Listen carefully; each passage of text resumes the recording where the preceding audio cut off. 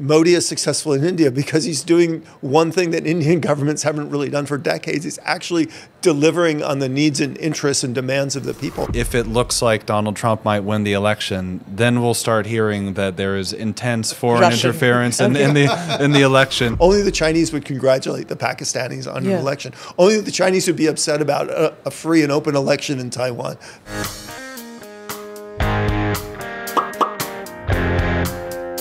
With the Israel-Hamas conflict, you're seeing in Europe, the governments have a certain view, whereas the street has a different view. So how are democracies dealing with this? If you look globally, and this explosion of kind of anti-Israeli sentiment that's spread up, I don't think it's spontaneous and I don't think it's organic. Street protests has become highly politicized and charged in the U.S.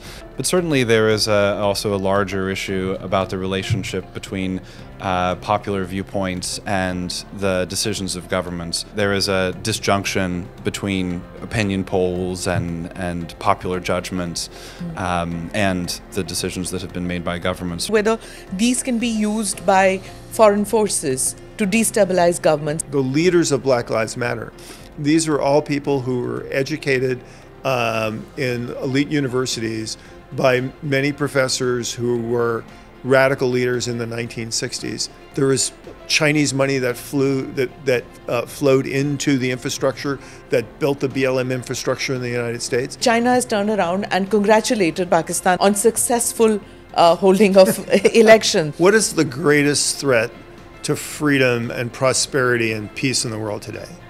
It's China.